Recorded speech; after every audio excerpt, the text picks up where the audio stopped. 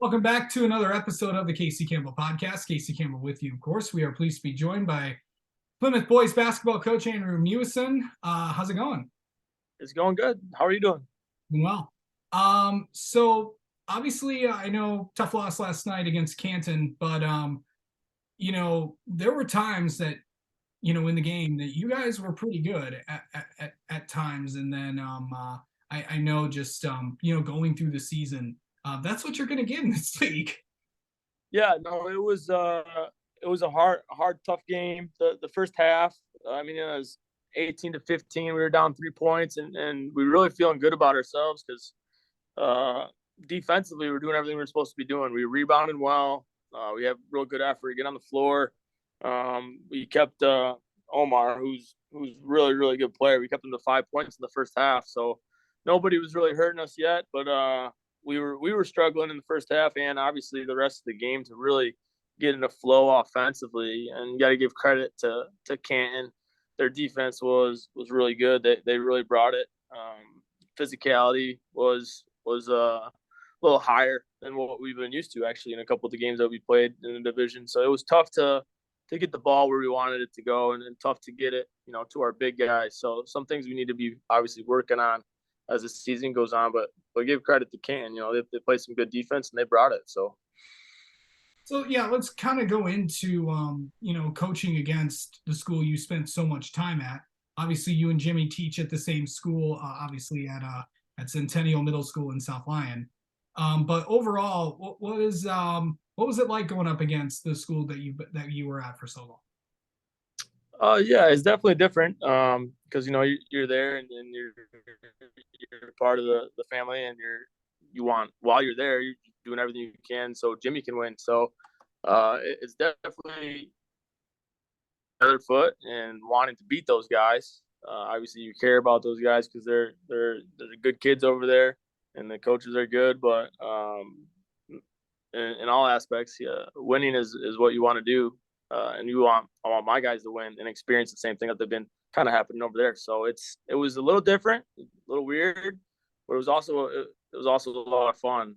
Being able to coach against Reddy, learned a lot of stuff from him, and hopefully can see some of those things in last night's game. Especially defensively, we got to work on our offense, like I said. But yeah, no, it was overall it was fun.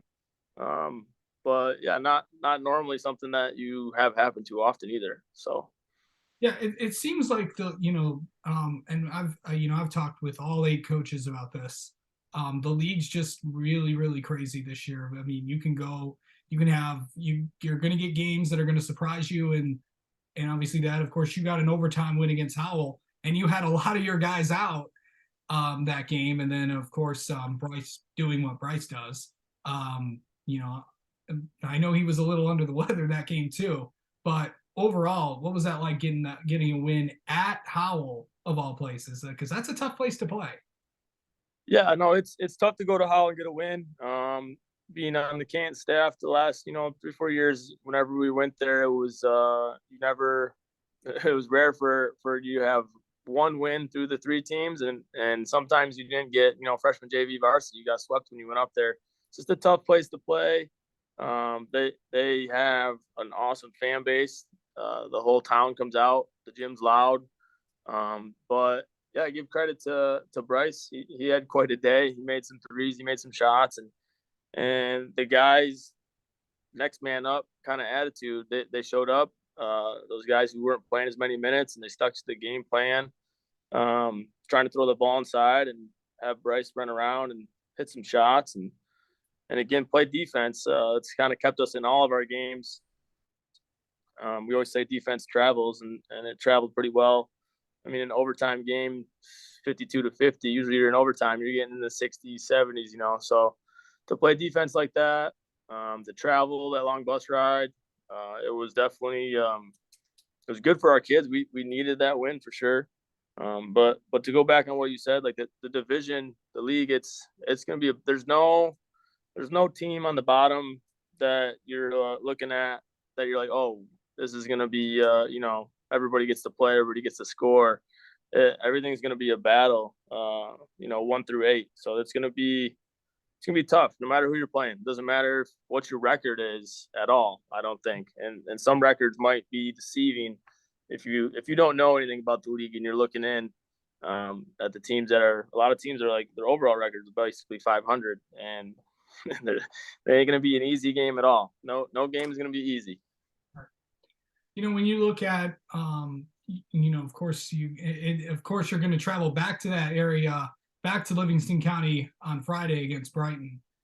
Going into that game, and of course, you're good. Of course, Calvin came back this week, and that's been a big plus for you guys. But overall, what is it like to have him in the offense, and what do you feel like? And teams have really got a game plan around him. Yeah, I think it definitely helps us. He's a great rebounder, and his defense is awesome. His effort, he's flying around. He jumped on the floor 2 or 3 times last night. To be 6'11", 7 feet tall, diving on the floor is a big deal. He's pretty fearless when it comes to his body.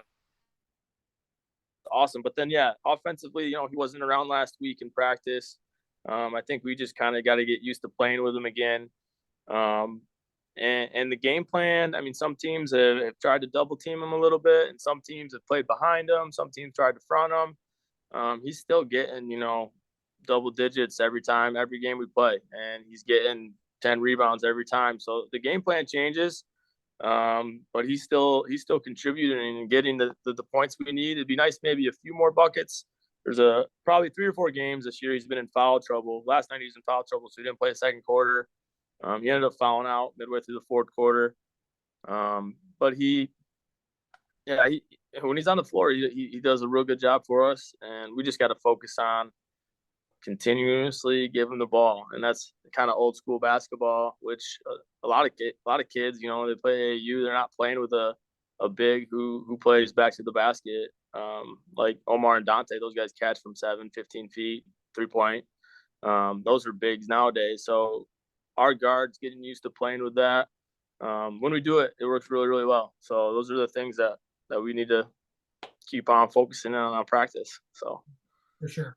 Of course, as I mentioned, you guys are playing Brighton on Friday, traveling to Brighton, which is currently on a 5-game homestand. Of course, there are only 2 left in that. But yeah. Going into that, the rest of the season, what's that going to be like? And also, having Lucas out for a few weeks, missing him for the rest of the season. But how are you guys going to try to go into a tough play scenario? Because Brighton's a solid team, and they beat some pretty talented opponents last few weeks. Oh yeah. They're I think 9-2. They got a real good record. They beat everybody in the division. That's kind of. Oh no, except for Holly. You're right. That was over. But I mean, again, like I said, the division, it was an overtime game. It could go either way when it's an overtime like that. But they're a real good basketball team. They got 2 scorers, the Millington kid and the Tomasi kid. Those guys, they can put the ball in the hoop a lot and quickly, and they can get hot quick. So, for us, like I said, hopefully our defense can travel out to Livingston County like it did when we went to Howell. And then, we're still trying to figure out what our strategy is on how to put the ball in the hoop a few more times. So we got to get back to work on that. But the biggest focus would be trying to, just play defense and play our game, and then we have a good battle. So yeah, for sure. And talk about some of the guys that have really kind of stepped up, because I know that a lot of guys have been out the past few games throughout the year. Who's been really stepping up for you guys? Yeah, so we had the Lucas Porter. He broke his elbow, which is real unfortunate for us. He's a pretty good shooter and scorer and slasher, all around basketball guy. Obviously, Calvin was gone. He had a concussion. And then Corey and Jerry, they've had some injuries, and those guys were point guards for us. So Evan Cosgrove, he was a captain on the football team. He's all conference guy. Orlando Daniels, he's a football player as well, and Marshall Thorne, they're both defensive ends on that Plymouth team. They've been really dominating the glass and dominating the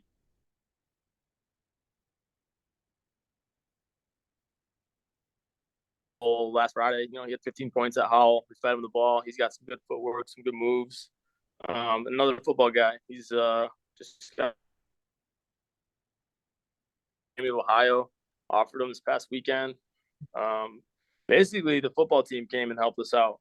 Four big football guys, and then a couple guards, Zach Jones and Ross Kraft. Those two guys stepped in to help out with Bryce a little bit.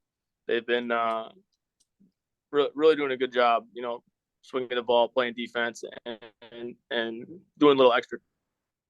The guys who had to step up because we had about 4 guys not dressed Friday, and still 2 of them. Well, 2 of them obviously weren't dressed yesterday either. So next man up attitude is kind of what it's been. And so far they've been responding. And yesterday they responded well. We just need to score a few more points. That's really all we got to do. All right. Well, Andrew, thank you so much for coming on and talking with us, and best of luck the rest of the year, and see you on Friday. For sure. I appreciate it.